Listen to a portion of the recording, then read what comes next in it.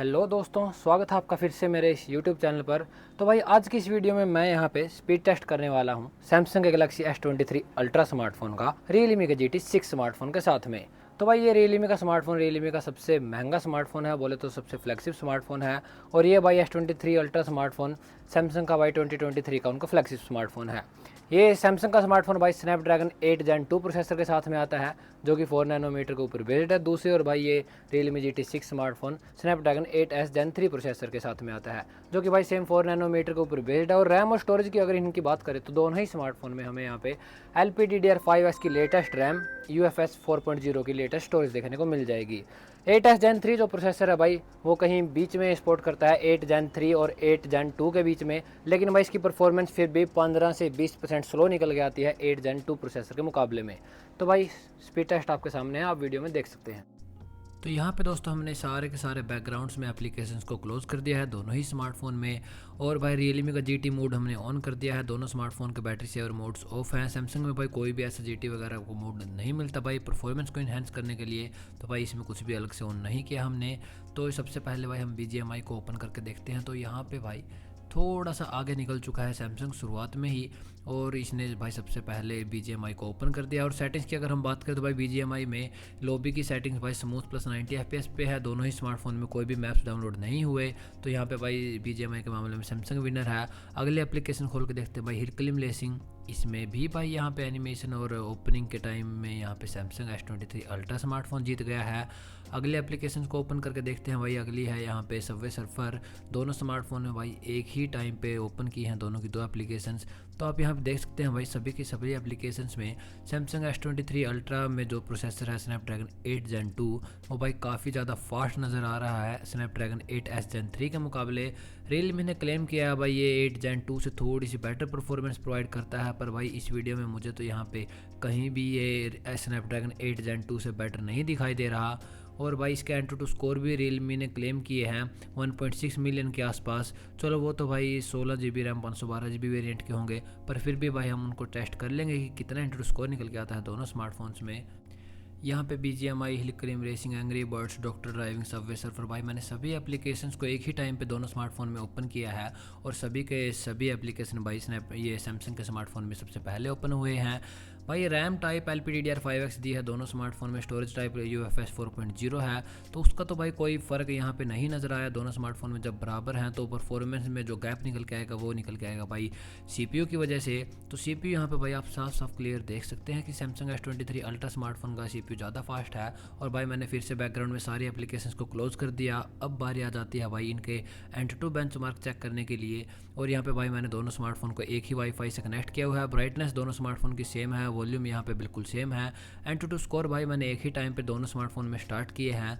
तो यहाँ पे भाई शुरुआती मामले में ही सैमसंग भाई थोड़ा सा आगे नज़र आ रहा है हमें Realme GT6 के मुकाबले। और एक दूसरी बात दोस्तों मैं यहाँ पे आपको बताना चाहूँगा, एंटूटू स्कोर भाई बेसिक से Realme GT6 का यहाँ पे 1.4 मिलियन के आसपास निकल के आता हो, पर भाई ये एंटूटू स्कोर रन करते टाइम जो यहाँ पे ग्राफिक्स रन होते हैं यानी कि जो वीडियो प्लेबैक होता है इस एप्लीकेशंस के अंदर, भाई वो बहुत ही ज़्यादा लैगी फील होता है Realme GT6 स्मार्टफोन में। आप अपने स्क्रीन पर देख सकते हैं भाई जो Samsung Galaxy S23 ultra smartphone है उसमें भाई बिल्कुल स्मूथ 30 FPS पर तो मिनिमम चल ही रही होगी ये वीडियो, पर दूसरी तरफ भाई Realme GT6 स्मार्टफोन में अटक अटक के ग्राफिक्स नज़र आ रहे थे भाई। ये तो भाई मैंने बिल्कुल भी एक्सपेक्ट नहीं किया था। मैं Realme का X2 Pro स्मार्टफोन यूज़ कर रहा हूँ, उसमें स्नैपड्रैगन 855 प्लस प्रोसेसर है भाई, सिर्फ 6 लाख के आसपास उसका एंट्री स्कोर निकल के आता है।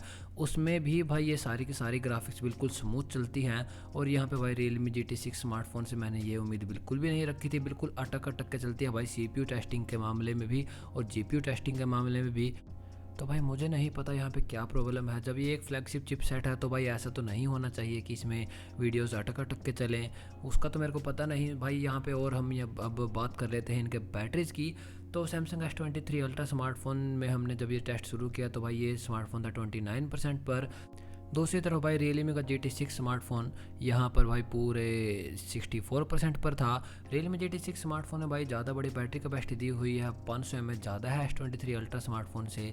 तो इसके साथ साथ भाई हमारे इस आधे या 1 घंटे के टेस्ट में ये भी पता चल जाएगा कि कौन सा स्मार्टफोन का प्रोसेसर यहाँ पे ज़्यादा बैटरी कंज्यूम करता है। तो एंड रिजल्ट्स में भाई मैं आपको बैटरी परसेंटेज भी दिखा दूंगा। तो यहाँ पे भाई CPU और GPU के दोनों के टेस्ट ख़त्म हो चुके हैं। सैमसंग S23 अल्ट्रा स्मार्टफोन ने भाई पहले कंप्लीट कर लिए हैं। जो हमारा Samsung Galaxy S23 ultra smartphone है दोस्तों, वो यहाँ पे 2 से 4% यहाँ पे आगे है Realme के GT6 स्मार्टफोन से।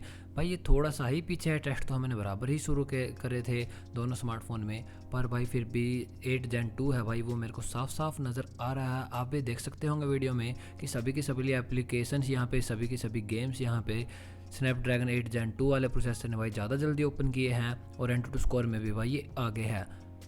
वीडियो को भाई यहाँ पे मैंने बहुत ज़्यादा फास्ट फॉरवर्ड कर रखा है, यहाँ पे 5x या फिर 8x पर ये वीडियो चल रही है, और फ़ोन यहाँ पे भाई हल्के हल्के हीट हो चुके थे दोनों के दो। तो यहाँ पे हीट की वजह से दोनों स्मार्टफोन की परफॉर्मेंस कम ना हो जाए, तो इसलिए भाई मैंने यहाँ पे दोनों स्मार्टफोन्स के कवर्स को उतार के साइड में रख दिया। और भाई एक बात यहाँ पे देखने की है, जब दोनों स्मार्टफोन भाई GT6 स्मार्टफोन सैमसंग के बराबर आ गया था भाई, 84% पर थे, तो यहाँ पे भाई जो PNG डिकोडिंग वाला प्रोसेस है उसके अंदर Realme GT6 स्मार्टफोन आगे निकलने लगा है सैमसंग S23 अल्ट्रा स्मार्टफोन से। कमाल की बात है भाई, पहले तो ये स्मार्टफोन 4% पीछे चल रहा था, अब ये Samsung Galaxy S23 ultra smartphone से 2 से 4% आगे रहने लगा। तो भाई आपके सामने है स्क्रीन पर रिजल्ट्स, आप देख सकते हैं। इन दोनों स्मार्टफोन के टेस्ट को देखते हुए भाई मेरे को तो यहाँ पे क्रिकेट वाली फील आ रही कि कौन सा यहाँ पे जीतेगा भाई, कौन सी टीम यहाँ पे हारेगी। एकदम भाई मज़ा आ रहा था टेस्ट को देखते टाइम। यहाँ पे Realme GT6 स्मार्टफोन भाई आगे तो निकल गया, पर दोस्तों यहाँ पे जब टेस्ट 98% कंप्लीट हो चुका था दोनों स्मार्टफोन में, यहाँ पे सैमसंग फिर से आगे निकलने लगा।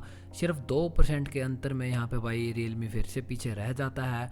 और भाई ओवरऑल पूरा टेस्ट कंप्लीट करने की बात करें तो भाई Realme ने ये पूरा का पूरा टेस्ट यहाँ पे सैमसंग से लगभग भाई 30 से 35 सेकेंड लेट कंप्लीट किया है। और यहाँ पे अगर हम बैटरी ड्रॉप की बात करें तो भाई दोनों के दो स्मार्टफोन में यहाँ पे 5% का बैटरी ड्रॉप हुआ है। सैमसंग ने ये टेस्ट पहले कंप्लीट कर लिया, तो भाई इसका एंटूटू स्कोर यहाँ पे निकल के आया 1.39 मिलियन के आसपास। दूसरी तरफ भाई Realme का स्कोर निकल के आता है 1.33 मिलियन के आसपास। टेम्परेचर यहाँ पे भाई दोनों स्मार्टफोन में सेम इंक्रीज़ हुआ है 6.8 डिग्री से 7 डिग्री। मैक्सिमम टेम्परेचर भाई यहाँ पे 45 से ज़्यादा किसी भी स्मार्टफोन ने टच नहीं किया। और बैटरी ड्रॉप की अगर मैं बात करूँ तो भाई दोनों स्मार्टफोन में सिर्फ 5% बैटरी ख़त्म हुई है यहाँ पे भाई पूरे टेस्ट के दौरान। अगले टेस्ट की ओर चले तो भाई यहाँ पे मैंने अगला टेस्ट किया है Geekbench 6 पर। दोनों स्मार्टफोन में भाई मैंने Geekbench 6 का CPU टेस्ट रन किया है, वो भी एक ही टाइम पर। वीडियो क्वालिटी के लिए दोस्तों आपसे माफ़ी चाहूँगा भाई, यहाँ पे मेरे पास कोई भी DSLR नहीं है, तो आपको ये वीडियो भाई थोड़ी सी लो क्वालिटी में लग रही होगी, थोड़ी सी क्या भाई बहुत ही ज़्यादा लो क्वालिटी में लग रही होगी। वैसे तो ये वीडियो भाई iPhone 14 Pro Max में शूट हो रही है, पर भाई इस तरह के स्पीड टेस्ट वाले कंपैरिजन तो अच्छी तरह से तो DSLR में ही शूट किए जाते हैं। अगर दोस्तों आप सबका इस चैनल पर रिस्पॉन्स अच्छा आया तो भाई हम यहाँ पे वीडियो क्वालिटी को ज़रूर से इम्प्रूव करेंगे। और भाई यहाँ पे इन वीडियोस को बनाने के लिए भाई बहुत से एफ़र्ट्स लगते हैं। वैसे मैं ज़्यादा आपको बोलना नहीं चाहूँगा, बट फिर भी बहुत ज़्यादा टाइम लगता है भाई इन वीडियोस को बनाने के लिए, तो एक लाइक तो बनता है भाई, वो आपकी मर्ज़ी है। अगर आपको वीडियो अच्छी ना लगे तो आप डिसलाइक भी कर सकते हैं भाई, डिसलाइक का बटन इसीलिए होता है।